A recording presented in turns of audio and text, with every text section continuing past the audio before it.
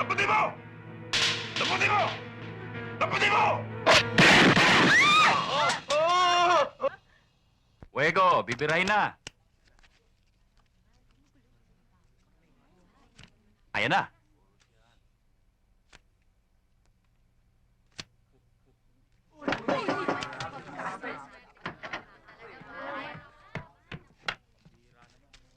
Nandiyan ang utol mo. Pakitin ko ba? Hindi.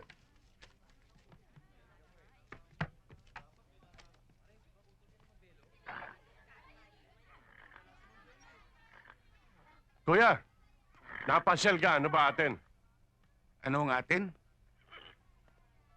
Ito atin. Mainit ang ulo ko, puyat ako, wala pa akong tulog. Itigil mo na yung monte na yan. Lumalabas ang mga mata ng tao. Ako pa ang protector niyan. Minamantsa mo yung uniforme ko, tol. Pag hindi mo sinibagan, ikaw sisibagan ko.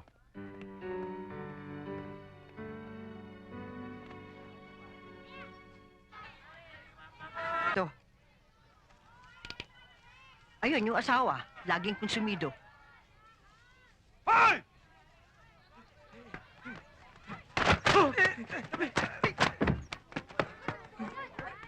Oh, saan ka pupunta? Tata Eseng, ito yung hinahabol namin magnanakaw. O ano masasabi mo ngayon? Hindi ho ako, Tata. Yung kasama ko. O isama mo ito sa mga kasama niya. Tena, punta tayo sa kasama mo. Yan. Ang tapang naman niya. Akalain mo dito pa nakaisip magnakaw?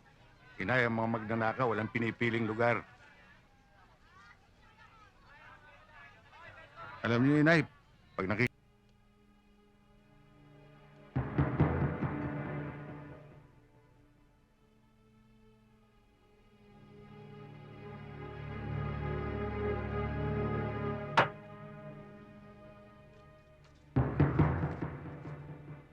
Ang taong nakikita mo sa larawan ngayon ay ang sunod na target mo. Siya si Roberto Saavedra, na nagsisilbing hadlang sa aking mga negosyo. Marami na siyang dapat panagutan. Hindi naglalalabas ang taong ito. Pero bukas, libing ng isa niyang matalik na kaibigan. At dahil malaki ang utang na loob niya rito, nasisiguro kong hahantad na ang taong ito. Kahit na sa anumang paraan, gusto ko siyang mawala sa landas ko. Tungkol sa halagang katumbas ng iyong gagawin, tulad ng dati, 50,000. Nakadeposito na yon sa iyong bank account.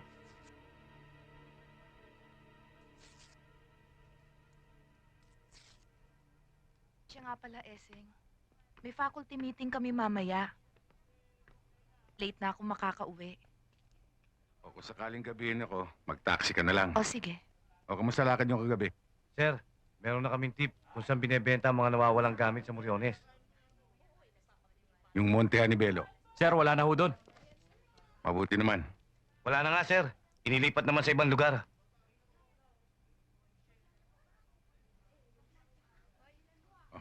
Tuloy na ako.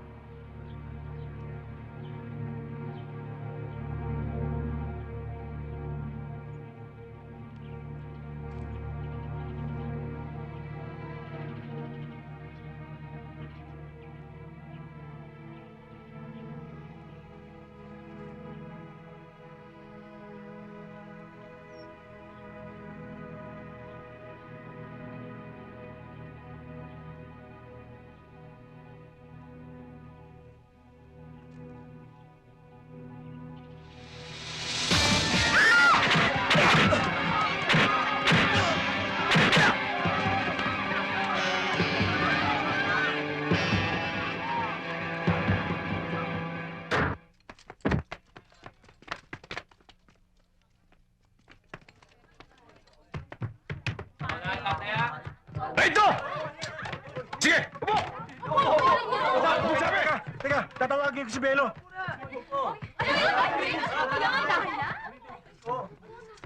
Walang gagalaw sa paraphernalia! Sandali, sandali.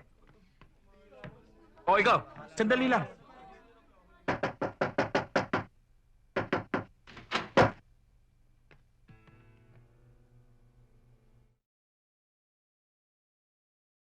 at anong karapatan niyong pumasok dito? Honey, anong problema? Akong bahala rito. Parang hindi niyo ako kilala. Utol ako ni Eseng. Alam namin yung Belo. Siya pa nga nagparade eh.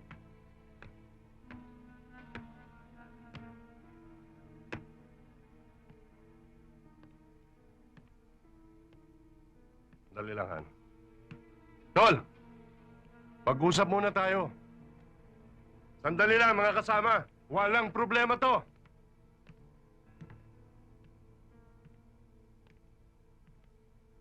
Kuya, ba't naman tayo humantong pa rito? Maliit na bagay lang yan. Palampasin mo na. Pinagsabihan na kita. Oh, pero mapapahiya ako sa mga tao ko. Tinatablang ka rin pala ng hiya, ah. Akala ko manhid ka na eh. Tutuluyan ko kayo ngayon. Tol, pag hindi mo ako pinagbigyan, magkahalo ang balat sa tinalupan. O sige, pagaluin mo na.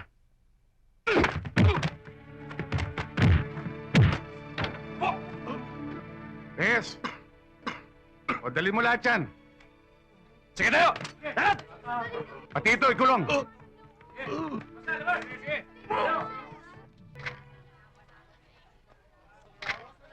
Akin na yung libro mo. Okay. Pang-cover ka talaga, Lenny. Ah, Unique ang thank beauty you. mo. Taon dating, Benzi! Case of the year, pag nagkataon. Pambato na agency natin ngayon.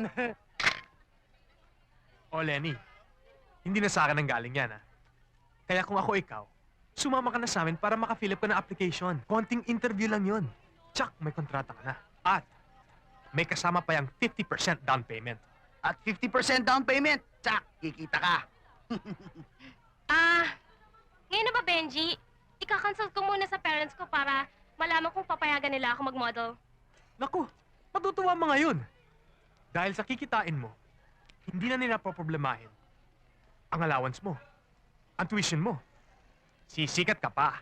Sisikat ka pa! Libre matrikula pa! O sige, pero tatawagan ko lang si Mami. Sasabihin ko na malilate ako ng uwi. Okay lang. Pero huwag mo munang babanggitin sa kanila tungkol sa trabaho mo. Para masurpresa sila. Okay? Okay.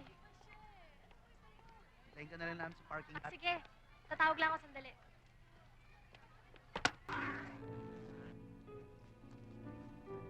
Iisa lamang ang MO nila.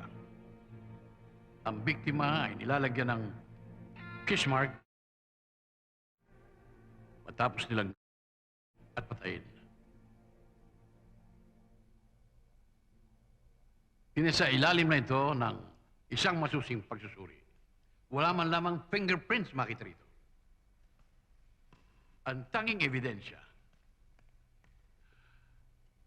ay ang posporong ito na nakuha sa kamay ng biktima.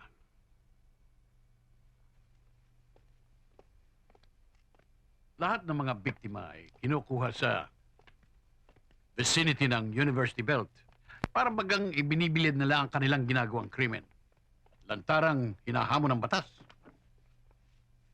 Tiniente, priority ang kasong ito.